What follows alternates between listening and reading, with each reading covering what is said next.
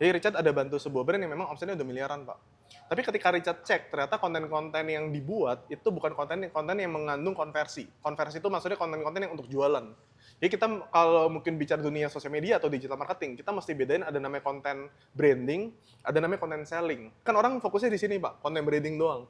Padahal konten branding sama konten selling itu sangat berbeda. Jadi kalau Richard jadi UMKM itu pasti fokusnya ke iklan dulu. Karena kenapa? Banyak UMKM merasa, aduh jangan iklan dulu deh, organik dulu, upload dulu. Nanti kalau ada omset, gue baru mau ngiklan. Nah itu menurut saya mindset yang salah.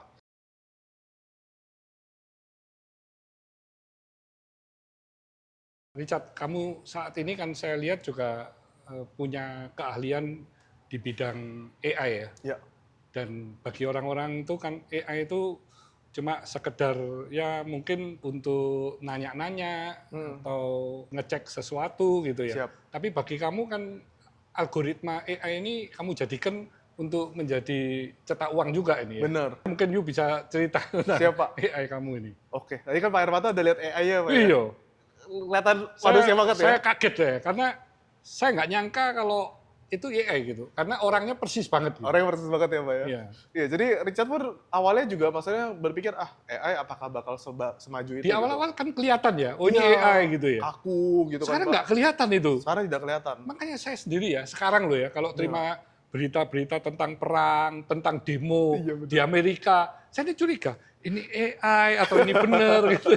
Jadi kadang-kadang meragukan gitu. Bener, Pak. Karena memang banyak hoax sekarang, Pak. Waduh, banyak Parah sekali. banget, Pak. Bener itu menyebarnya juga cepat sekali. Iya, ngeri banget, Pak. Bahaya itu AI. Sangat bahaya sekali, jujur aja, Pak. Bahaya Jadi minta ampun. dunia sosial media, AI ini dikombinasi, kalau untuk perbuatan-perbuatan jahat, negatif itu sangat bisa, sangat cepat. Sangat cepat. Muka kita jadi Donald Trump ya bisa ya, Pak ya? Iya, bisa untuk menipu orang. No? Iya. Jadi memang sobat sukses semua juga harus lebih pintar ini ya sekarang Iya, ya. bener. Jangan gampang percaya. Bener, Dapat diforok-forok. penawaran, dapat apa ya, sesuatu yang nggak masuk akal, Iya. tapi karena tamak, jadi ikut gitu. Betul. Nah itu yang orang yang tamak-tamak kena akalin semua. Iya, bener, Pak. Kan Richard juga sempat baca berita tuh, ya cewek-cewek, cowok kalau jadi cewek cantik, minta duit, orang pada nyawer, rata cowok. Iya, dibujukin ya. Dibujukin, Pak. Gara-gara Iya. AI. Nah, kalau bicara AI untuk segi penjualan, Richard itu kan awalnya kan agak skeptis ya, Pak ya. Karena ngerasa AI itu kan dulu kaku. Cuma pas Richard baca Elon Musk ngomong, sama Gary Vee ngomong, itu kan mereka public figure terbesar ya, Pak ya, sama entrepreneur terbesar di dunia. Mereka mengatakan bahwa 5 tahun lagi, semua konten-konten di sosial media, mau kreator, mau siapapun tuh pasti pakai AI.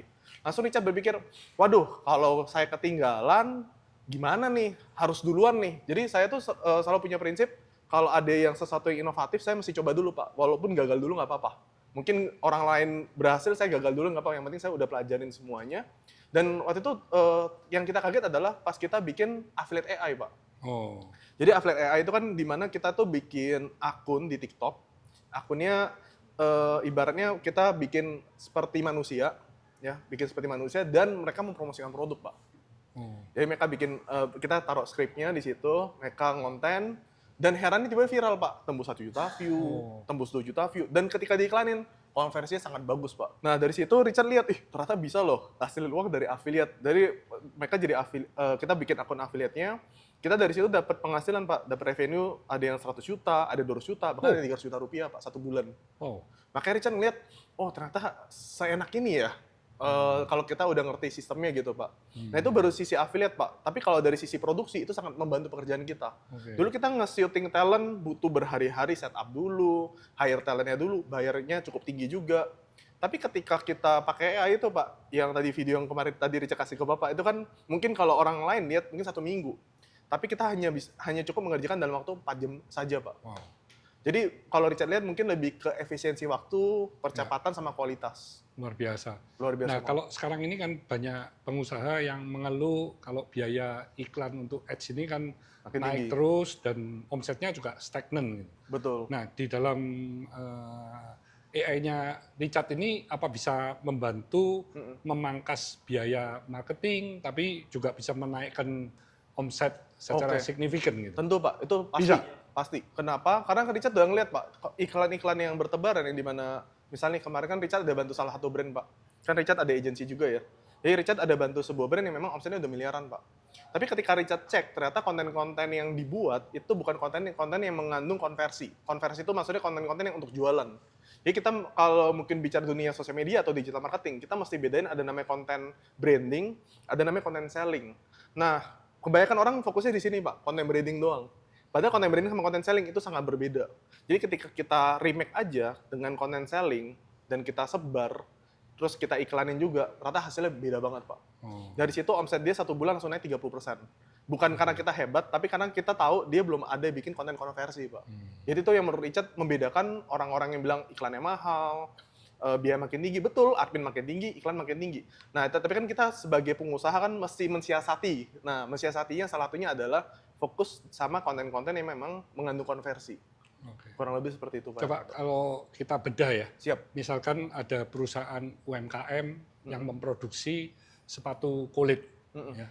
Nah, itu bagaimana sistem AI itu bekerja, mulai dari research tentunya, ya, riset pasar, terus habis itu bikin konten, sampai bisa terjadi closing automatic. Oke, ini produk UMKM ya, Pak ya? Iya, Contohnya kategori produk apa, Pak? sepatu kulit. Sepatu kulit ya? Oke, jadi kalau sepatu kulit, gimana caranya dia bisa bikin sistem sampai masuk penjualan ya, Pak ya? Iya. Nah, satu kan dia pertama, kalau untuk sepatu itu kan pasti mesti bikin konten dulu, Pak. Nah, Kan riset dulu kan, Riset dulu. pasarnya, harga, semuanya kan. betul. Ya, riset dulu produknya ini keunggulannya apa, Iya. USP-nya seperti Betul. apa. Lalu habis itu kan kita pasti mesti bikin kontennya. Nah, Tapi kalau konten, kan kita kalau bicara rumus konten, berarti kan kita mesti cari kontennya clickbait, Pak. ya. Yang bikin orang tuh mau stop scroll gitu kan, antara harganya murah atau emang produknya kelihatannya bagus, packagingnya bagus, ketiga yang megang juga cantik gitu, misalkan seperti itu ya, Pak ya. Iya. Itu kan seperti untuk clickbait. Atau mungkin orang-orang yang mirip-mirip orang terkenal gitu ya. Iya, atau Bisa nggak dibuat kan AI ya? juga bisa, Pak. bisa, Saya bisa. kan kadang orang kaget loh, ini Bener. masa? Yang penting jangan presiden kita aja, Pak. Iyalah, iyalah. Ayo pakai sepatu ini, selesai kita, Pak. Nah, jadi kalau Richard jadi UMKM tersebut yang bikin sepatu kulit, sebenarnya Richard yang bakal fokusnya adalah bikin kontennya, Pak.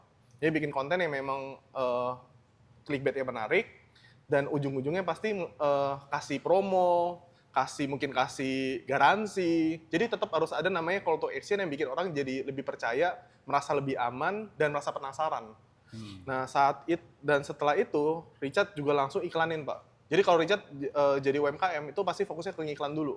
Karena kenapa? Banyak UMKM merasa, aduh jangan iklan dulu deh, organik dulu, upload dulu. Nanti kalau ada omset, gue baru mau ngiklan. Nah, itu menurut saya mindset yang salah. Padahal kalau kita bicara di dunia digital, Pak, ini pengalaman Richard ya, Pak ya. Kalau di digital itu, kalau kita bikin sebuah brand atau sebuah produk, itu harus berani invest di depan dulu. Jadi kalau aku nggak tahu ya, kalau offline mungkin kita bicara sewa tempat, renovasi dulu, mungkin bikin kampanye segala macam. Nah, kalau di digital juga seperti itu, Pak. Jadi misalnya kita bikin misalnya kita spend 100 juta untuk endorse, untuk lempar ke affiliate, tapi harus sesuai sama briefnya kita. Karena menurut Richard tuh brief itu paling penting, script itu paling penting. Sedangkan banyak orang lempar-lempar aja nih, nih gue ada sepatu, promosiin ya, tanpa ada briefingnya seperti apa, skripnya seperti apa. Nah, itu menurut Richard yang bikin orang akhirnya boncos. Kalau diiklanin, rugi ketika dikontenin. Nah, tapi kalau dia udah bagusin dari segi situ, Pak, lalu habis itu diiklanin, udah pasti hasilnya bagus. Itu udah otomatis. Jadi harus yang benar-benar komunikasinya itu tepat ya. Iya. Jangan ngawur, Bener. jangan mungkin juga cheating orang. Jadi harus benar-benar kelebihannya itu memang terbukti gitu. Betul. Jadi kan kalau kita bicara, kalau menurut Pak Hermanto, perbedaan sales yang hebat sama sales yang biasa aja di mana, Pak? Sales yang hebat itu biasanya ngomongnya itu memang penuh dengan kejujuran. Jadi dia nggak menjanjikan yang muluk-muluk yang padahal produknya mengecewakan. Benar, setuju, Pak. Jadi itu long term-nya bisa bagus. Usahanya juga bisa berkembang dengan cepat. Betul. Dan biasa sales yang hebat itu berarti dia bakal pintar komunikasi juga ya, Pak ya? Bisa mengkomunikasikan kelebihan produknya. Yes, betul. Dengan bahasa-bahasa namanya hipnotik, Pak. Hipnotik. Iya. Nah, kalau di script atau di brief, Pak, itu kita menyebut namanya hypnowriting. Oke. Jadi dengan kita menggunakan kalimat-kalimat hypnowriting, itu orang secara tidak sadar itu mereka akan terbius, Pak. Ya. Menonton konten kita sampai akhir, membaca skrip yang kita udah buat, ujung-ujungnya akan terjadi namanya penjualan. Ya, ya. Oke. Itu sih kalau Richard mungkin jadi UMKM tersebut, Richard bakal lebih banyakin di situ. Dan jujur aja, bikin skrip-skrip seperti itu sulit gak? Tinggal pakai ChatGPT, pakai Gemini, mereka udah sangat pinter, Pak. Ya, ya. Gitu. Jadi nggak memang kalau yang saat ini perusahaan masih memakai marketing yang konvensional sudah ketinggalan ya. Ya, kalau menurut Richard sih Saatnya seperti sudah itu. harus memanfaatkan Betul. teknologi AI ya. Betul. Tapi kadang kalau kita langsung tahu itu AI ya, kadang juga langsung nggak mau lihat gitu. Kalau memang pembuatannya terlalu AI gitu. Terlalu AI, iya. Heeh. Jadi memang itu tergantung dari editornya sih, Pak. Iya. Jadi memang kita masih training editor kita gimana caranya dia bisa bikin konten hyperrealistik itu, Pak. Karena Oke. hyperrealistik itu yang memang sulit sih.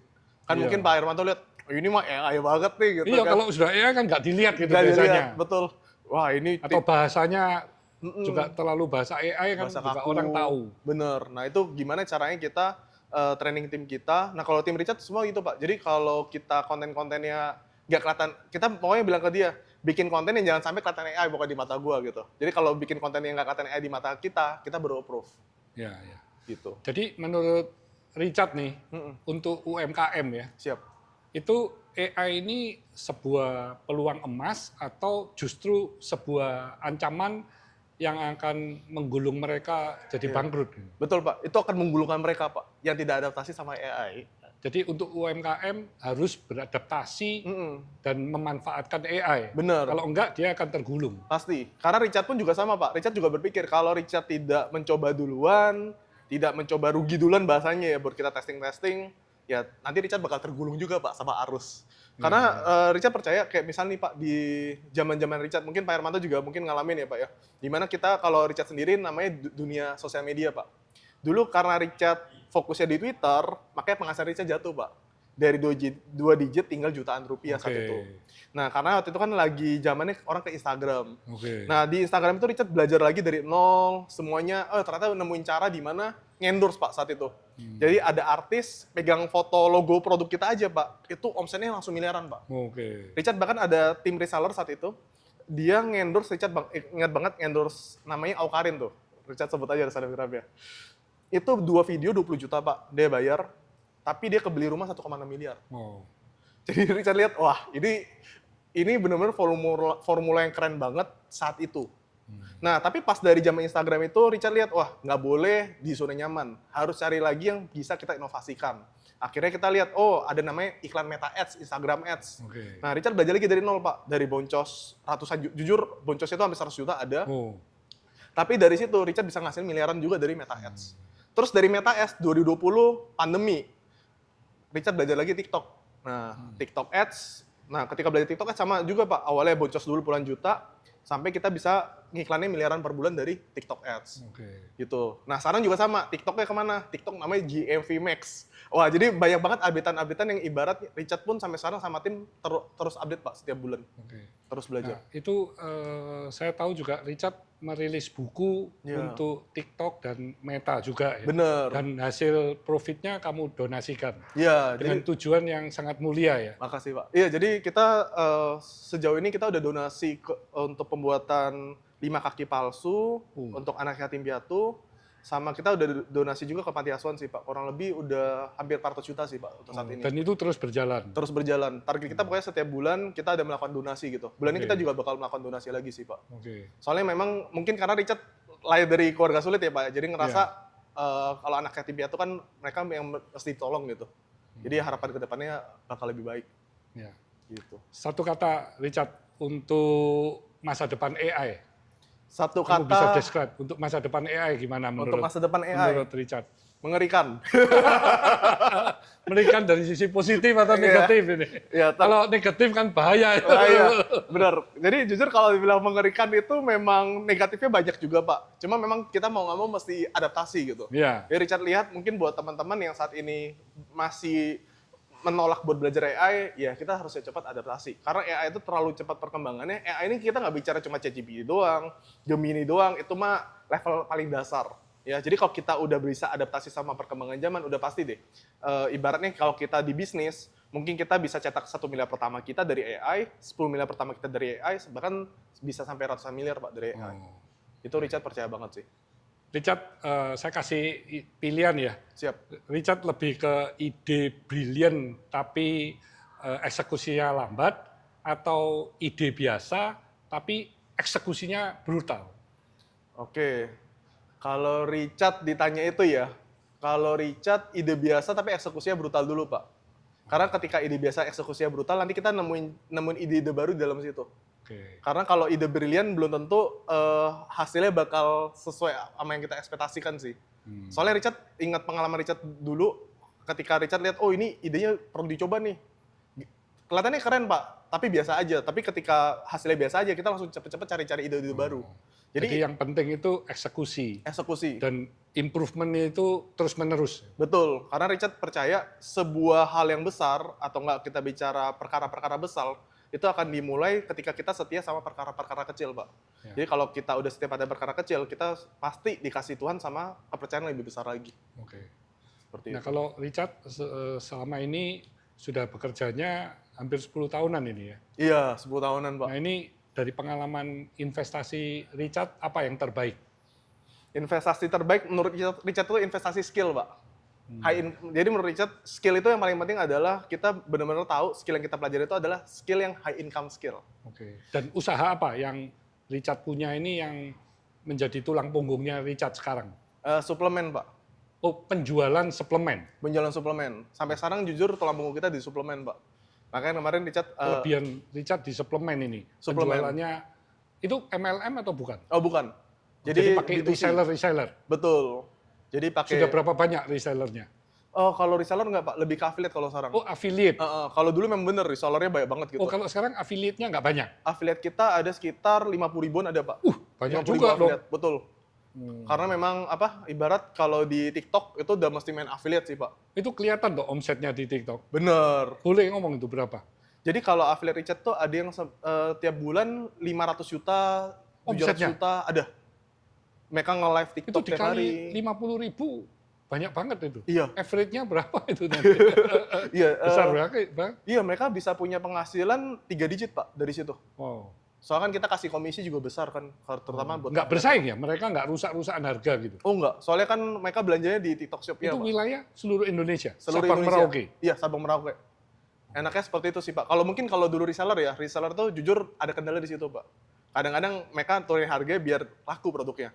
Tapi kalau affiliate tuh nggak bisa. Oh. Affiliate itu kalau pesannya nakal bisa, Pak.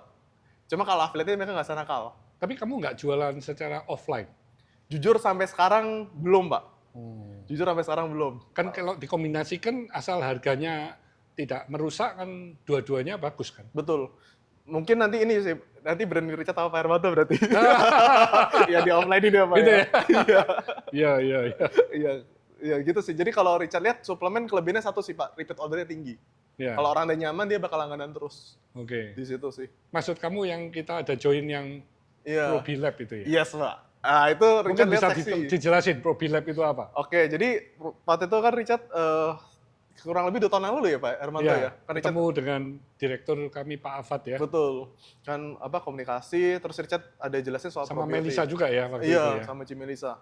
Dimana kita ngelihat, Richard lihat ada sebuah peluang probiotik, Pak. Karena kan probiotik di luar negeri itu udah sangat lumrah ya, sangat umum gitu. Dimana probiotik itu dikemas dalam berbagai hal untuk menjaga kesehatan. Tapi Richard lihat di Indonesia kok pemainnya masih sedikit sekali. Nah, akhirnya Richard nawarin untuk kolaborasi untuk probiotik, tapi bedanya adalah kita menggunakan postbiotik. Nah, postbiotik ini vegan free, dan kedua itu kalau bicara probiotik itu masih ada kelemahan, Pak. Bakterinya cocok-cocokan. Kalau orang nggak cocok, ya orang itu ya biasa dia bakal ada gangguan di perutnya. Oke. Kedua adalah bakteri di bubuk itu seringkali mati, Pak. Jadi mereka ngomongnya minum probiotik, tapi nggak ada bakterinya, Pak, ternyata. Oke. Ngomongnya bakteri ada jutaan gitu kan, Ya. pasti minum nggak ada sama sekali. Oh. Itu udah kita cek di laboratorium seperti itu. Makanya kita akhirnya menggunakan postbiotik. Postbiotik itu dia bukan bakteri, tapi mayat bakteri, Pak.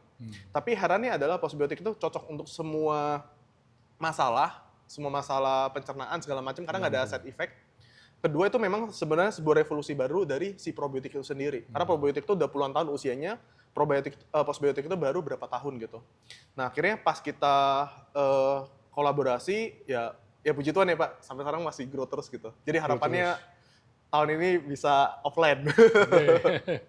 Jadi ini memang kegunaannya untuk membantu pencernaan juga. Membantu pencernaan. Sama itu GERD ya? Iya, untuk GERD juga. Betul. Jadi kan medianya saat ini kita memang full di online ya Pak ya. Ya. Ada apa di Meta Ads, di TikTok Ads, semuanya Oke. kita full di situ. Oke. Iya, jadi harapannya goalnya tahun ini tercapai semua Pak dari situ. Bisa ini ya, Bener. dikembangkan secara sehat ya. Dikembangkan secara sehat. Nah ini Richard, ini saya ingin tahu Richard ini goalnya Richard yang untuk 5 tahun ke depan atau mungkin 1 tahun tiap tahunnya tahun depan ini apa gitu? Oke. Ada nggak yang 5 tahun atau sampai 2030? Oke. Kalau Richard jujur aja Pak, goal Richard tuh selalu Tahunan? Richard buat tiap tahun. Oh, Iya. oke. Jadi kalau pertumbuhan bisnis selalu memang Richard tulis minimal kali 2 Pak. Kan kalau Pak Hermanto kan plus 30% ya Pak ya. Wah ini luar biasa ini. Iya, jadi- Kalau kali 2 ini luar biasa. Iya, jadi Richard selalu patokan pokoknya kalau omset perusahaan segini tahun depan mesti kali 2. Karena Richard pikir kalau kali 2 nggak kecapai minimal 50% kecapai.